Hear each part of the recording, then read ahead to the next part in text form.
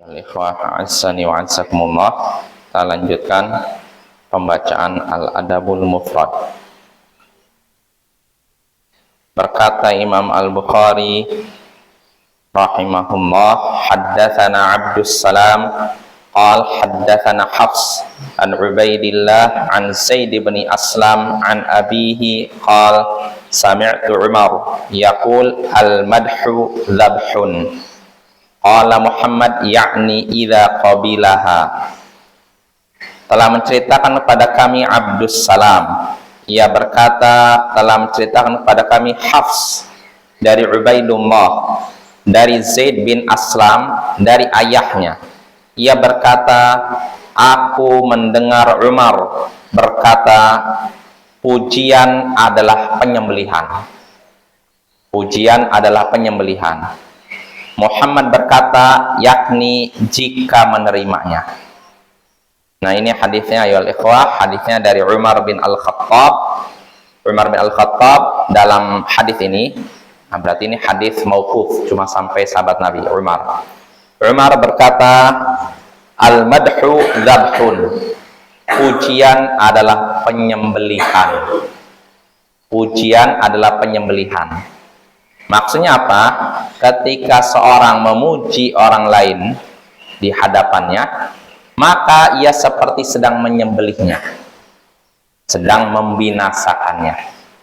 Nah, ini perkataan Umar di sini sama dengan hadis sebelumnya. Nah, karena Nabi sebelumnya juga pernah berkata dalam hadis ke berapa ini 333. Beliau menyatakan apa di sini waihak iyyakum watamaduh fa innahu kemarin itu saya perhatikan. Oh, bukan sini, ada hadis lain ya. Jadi Nabi menyatakan hati-hatilah kalian dari saling memuji, karena pujian itu adalah sembelihan. Sama juga ya.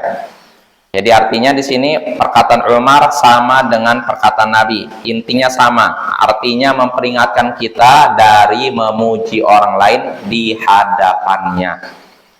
Karena apa? Yang seperti ini adalah penyembelihan. Artinya ketika kita memuji seorang di hadapannya, kita sedang mencelakakan orang tersebut, sedang membinasakan orang tersebut. Karena pujian di hadapan orangnya langsung, ini bisa menyebabkan orang tersebut ujub, sombong, tertipu dan semacamnya.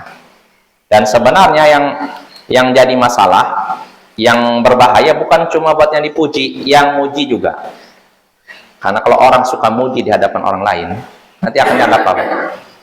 Penjilat kan? Hati-hati Bapak ya. Maka jangan kita muji seorang di hadapannya. Siapapun itu ya, nggak boleh ya. Kecuali yang sudah pernah kita singgung, kalau memang orangnya memang orang yang terpercaya, ketika dapat pujian tidak berpengaruh. Tapi yang seperti ini jarang. Zaman sekarang sulit saya yakin ya menemukan orang kalau dipuji nggak berubah hatinya. Seringnya kalau kita dipuji hati kita goyang, langsung serasa terbang lah gitu loh. Nah, yang seperti ini harus kita waspadai. Nah itu ya, ini makna hadis tersebut. Nah, di sini ada keterangan dari Imam Bukhari. Jadi setelah menyebutkan perkataan Umar, pujian adalah penyembelihan, Muhammad berkata, yakni jika menerimanya. Muhammad di sini maksudnya Syekh Bukhari, gurunya Imam Bukhari.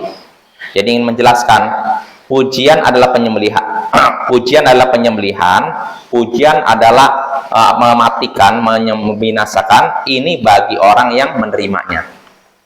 Maksudnya apa? Kalau ada orang dipuji lalu dia menerimanya, nah ini bisa mematikan. Pada hakikatnya orang tersebut sedang menyembelihnya. Nah, ini penjelasan dari syekhnya atau gurunya Imam Bukhari. Tapi Allahu a'lam, yang benar mau dia nerimanya atau nolak tetap saja bahaya. Ya, jangan kita muji seorang di hadapannya. Baik dia nerima maupun nolak. Kalau nerima jelas. Ketika dia dipuji lalu nerima diam saja, ini bahaya bagi dia. Begitu juga kalau dia nolak. Kenapa? Dia memang nolak, tapi kalau kita puji tetap saja iblis tidak akan membiarkan hatinya lurus. Tetap dibisikkan, kamu pujian dia benar, pujian dia itu betul, bagus. Mungkin akhirnya dia pun tertipu, lalu ujub, sombong dan semacamnya. Maka jauhilah perbuatan memuji di hadapan orangnya langsung. Nah, ini makna hadisnya. Nah, dari hadis ini kita bisa mengambil dua pelajaran. Di antaranya, pertama, di antara metode pengajaran yaitu melakukan tasbih, menyerupakan sesuatu dengan sesuatu yang lain. Nah, contohnya dalam hadis ini, Umar menyerupakan pujian dengan apa? Penyembelihan. Anak kedua-duanya membahayakan. Nah, ini termasuk metode pengajaran. Jadi kalau kita mengajarkan pada seorang, kadang kalau terus terang, vulgar, dia nggak nerima. Tapi kalau pakai bahasa sindiran, tasbih, penyerupaan, baru nerima. Ya, maka kita gunakanlah metode ini dalam berdakwah, mengajar, dan semacamnya. Lalu faedah kedua, sesuai dengan judul bab, terlarangnya memuji seseorang di hadapannya. Ya, karena dalam hadis ini disebutkan memuji seorang di hadapannya adalah penyembelihannya. Artinya membinasakannya, bisa mengantarkannya pada sikap ujub, sombong, dan sifat buruk lainnya. Wa sallallahu ala nabiyyina Muhammadin wa ala alihi wa sahbihi ajma'in. Wa akhiru da'wana anil hamdulillahi rabbil alamin. Assalamualaikum warahmatullahi wabarakatuh.